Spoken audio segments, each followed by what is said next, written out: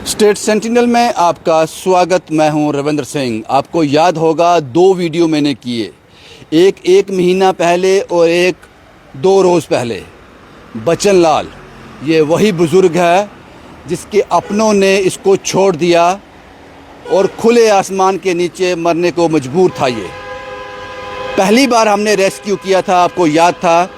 डबोत्रा साहब को कॉल किया गया, एम्बुलेंस आई, जीएमसी शिफ्ट किया गया, इलाज शुरू हुआ। बाद में जीएमसी वालों ने ये कहकर इसको निकाल दिया कि जब तक इसके साथ कोई अटेंडेंट नहीं होगा हम इसका इलाज नहीं करेंगे, या फिर कुछ और कारण भी रहे होंगे। वो फिर खुले आसमान के नीचे आ गया। हमने दोबारा 2 दिन पहले रिपोर्ट की, सरकार को कोसा, एडमिनिस्ट्रेशन को कोसा, उन शेल्टर को कोसा जो ह्यूमन राइट्स का दावा करते हैं। उसके बाद भी कुछ असर नहीं हुआ। शायद अब हमने बहुत देर कर दी है। अगर बचन लाल मर गया, वो बुजुर्ग मर गया, तो उसकी जिम्मेदारी हम सब की होगी। लेकिन आज एक बार फिर एक कोशिश की गई, बचन लाल को वापस रेस्क्यू किया गया, वापस उसको अस्पताल जीएमसी पहुंचाया गया। लेकिन अब उसकी कंडीशन ठीक नहीं है। तस्वीरों में आपने देखा कि पहले बचन लाल जो है बिल्कुल ठीक था, बात करता था, हमारी बात सुनता था, रिएक्ट करता था। लेकिन आज जब इस वक्त वो हॉस्पिटल में है, गवर्नमेंट मेडिकल कॉलेज में, वो अनकॉन्शियस है, बात नहीं कर रहा है। ये रेस्क्यू की कुछ तस्वीरें हैं आज, जो रिंकू चौहान और उनके साथियों ने एक बार फिर से कोशिश की। डबोत्रा साहब को एक बार फिर से जीएमसी से बुलाया गया और सज्जन पुरुष एक बार फिर अपनी गाड़ी लेकर एक कोशिश करने के लिए निकला, शायद बचन लाल को बचा लिया जाए। वहाँ पहुँचेंगे, पहुँचकर बचन लाल को एक बार फिर से रेस्क्यू किया गया। ये वो तस्वीरें जो आप देख रहे हो, ये वो तस्वीरें हैं। यहाँ पर कुछ लोग, रिंकू चौहान साहब, बचन लाल, और कन्विंस किया गया रिंकू चौहान और वहाँ के स्थानीय लोगों द्वारा उसके भाइयों को कि ये यहाँ पर मर जाएगा खुले आसमान के नीचे। आप लोगों को क्या जवाब दोगे? आपकी बहुत बदनामी हो जाएगी। बात शायद उनकी समझ में आई, देर से आई, शायद समझ में आई। बचन लाल को एक बार फिर से रेस्क्यू किया गया, फिर से डबोत्रा साहब की एम्बुलेंस में डालकर उसको बख्शी नगर तक पहुंचा दिया गया। ये वो तस्वीरें जो आप देख रहे हो, ये हैं वो तस्वीरें। रिंकू चौहान ने इसमें अहम भूमिका निभाई है, इसमें कोई दो राय नहीं। वो डे 1 से ये चाहता था कि बचन लाल बच जाए, वो इस तरह की मौत ना मरे।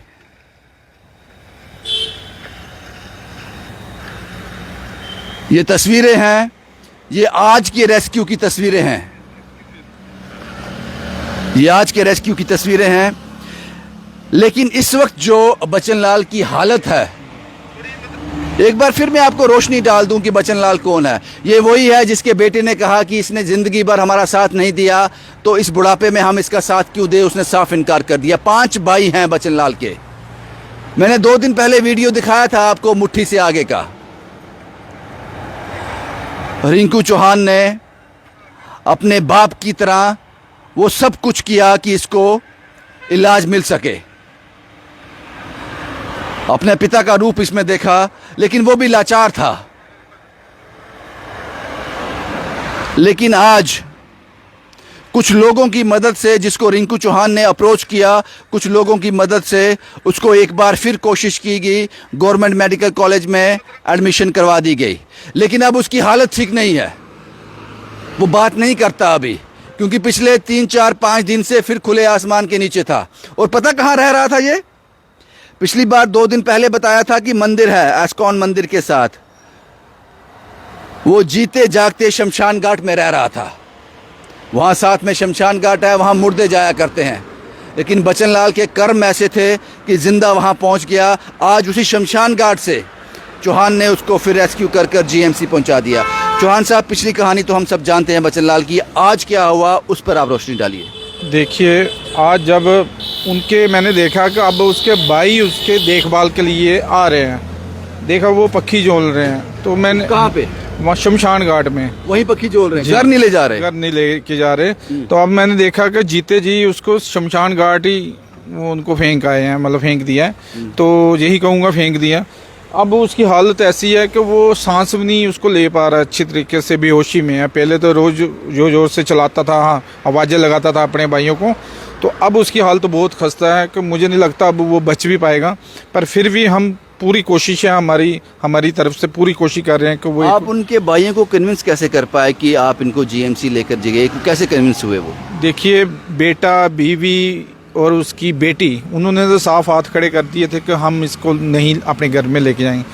आके वो भाई ही थे, मतलब जो 5 भाई हैं, टोटल जो 5 भाई हैं, भाइयों को मैंने बोला एक एक दिन आप दे दो, मतलब मैं आपका चार्ट बना देता हूँ कि ऐसा एक दिन 5वें दिन एक ही आप सारे 5 एक ही जगह उसको देख रहे हो। यही आप हॉस्पिटल में देखो, पैसे हम लगा रहे हैं, खर्चा मतलब हम करेंगे, सब कुछ आप करेंगे, सिर्फ एक दिन 24 घंटे एक भाई है उधर आके उसकी ड्यूटी देगा। पहले भाई की बारी 4 दिन के बाद आएगी जी, इसी तरीके से। तो अब वो 4 ही भाई, वो शमशान घाट में कोई एक पक्खी जोल रहा है, कोई कुछ कर रहा है, मैं इसका क्या फ़ायदा? हॉस्पिटल में जाओ, उधर वहाँ उसको इलाज मिलेगा। जब मैं हॉस्पिटल में लेके जा रहा था, एक बंदा मुझे मिला अपना ही नॉन का, वो मिला, कहते जी आपका फादर है? मुझे पूछने लगा, तो मेरे आंखों में आंसू आने लगे। मैं ऐसे हुआ, धक्का लगा कि मैं, मेरे फादर नहीं है पर फादर के समान है। तो मुझे इतना वो धक्का लगा कि मैं पता नहीं कौन सा मुझे। चौहान साहब, आपने बहुत बढ़िया काम किया है, आपने एक कामयाब कोशिश की है कि उसकी जान बच सके। जी। उसके बाद क्या हुआ? तो उसके बाद ये हुआ कि मैंने हॉस्पिटल लिया उनको, जैसे इलाज उनका होने लगा शुरू, तो कोई इतनी बात बोली, मैंने उनको बोला कि मेरे बाप के समान नहीं है, ऐसा बाप नहीं है पर बाप से कम भी नहीं है। तो पता नहीं वो कि मेरे ऊपर ही होता था। मुट्ठी कैंप से उठाया, मुट्ठी वहाँ से उठाया, हॉस्पिटल पहुँचाया, तो उनको 1.5 महीना इलाज चला। फिर उसके बाद वो पता नहीं कौन उसको मुट्ठी गाँव के पुल के ऊपर छोड़ गया। जब मुट्ठी गाँव के ऊपर वहाँ से उठाया, फिर हॉस्पिटल पहुँचाया, तो वहाँ से फिर हॉस्पिटल से फिर शमशान घाट के बाहर वो, तो अब वो शमशान घाट में है। तो कोई उसका ही बेटा बोल रहा है कि आप ही क्यों बार बार, मुझे नहीं पता कि उनसे क्या रिश्ता है, मेरा क्या है। तो मैं अपना फ़र्ज अदा कर रहा हूँ। अब डॉक्टर क्या बोलते हैं जीएमसी के? अब डॉक्टर को मैं उनका भी मैंने फ़ोन किया, जब अपने डिप्टी मेयर बलोरिया साहब को भी, बलदेव सिंह बलोरिया जी को भी बहुत उनका भी धन्यवाद। उनने फ़ौरन हमारे डिप्टी सुप्रिटेंडेंट हैं भारत भूषण जो, उनको फ़ोन किया। बहुत अच्छे इंसान है भारत भूषण। उसी वक्त सारे डॉक्टर 20-22 डॉक्टर इकट्ठे होके, तो सारा उन्होंने ट्रीटमेंट अभी चल रहा है उनका। तो अब देखो, बाकी भगवान के भरोसे हैं। जैसे पहले भी आपने उनकी हालत देखी है, इस वक्त हालत कैसी थी? इस वक्त बहुत नाजुक हालत है उनकी, पर अभी हम यही कोशिश है कि वो ठीक हो जाए, यही भगवान से यही दुआ करें। हम सब मिलके दुआ करेंगे ठीक हो जाएं। लेकिन चौहान साहब, अगर वो ठीक नहीं हो पाए, कुछ गलत हो गया, तो उसकी जिम्मेदारी किसकी होगी, क्या लगता है? हमारे अपने लोगों की जिम्मेवारी है। जो देखो, इतना जम्मू शहर है, कोई सामने नहीं निकल के आया। बड़ी हैरान की बात, मरने पर रोड बंद होती है। जी बिल्कुल, मैं वो हैरान हो रहा हूँ। इतने जो बड़ी बड़ी दवाइयाँ देते हैं, हम ये करेंगे वो करें, इधर कुछ छोटा सा कोई गलत काम करने तो प्रोटेस्ट करना शुरू कर देते हैं। तो ये इंसान है, कम से कम इसके लिए आगे आओ ना भाई। जो पाकिस्तान में कुछ होता है तो हिंदुस्तान में यहाँ प्रोटेस्ट होता है जी।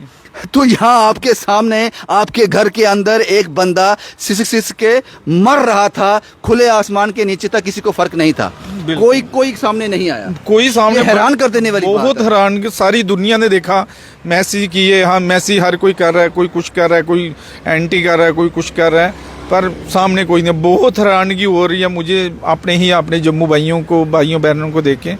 मैं इतना सोच रहा, इतना जम्मू बड़ा शहर है, कोई तो सामने आता, मैं उसके साथ चलता। मतलब इस पर एक प्रोटेस्ट होना चाहिए था कि बंदा बाहर क्यों पड़ा है, एडमिनिस्ट्रेशन के खिलाफ प्रोटेस्ट हो जाता। ये जेन्युइन इशू था, ये जेन्युइन था। बिल्कुल, ये जेन्युइन। ऐसा कुछ हुआ नहीं, ऐसा कुछ नहीं हुआ। ऐसा अभी अनकॉन्शियस बात सुन रहा है, बात कर रहा है जैसे पहले सुनते थे, हमसे बात करते थे। अभी बहुत उसकी खस्ता हालत है, बहुत ज्यादा। चांसेस क्या लगते हैं? लगता नहीं है मुझे वो बच पाएंगे, पर फिर भी कोशिश।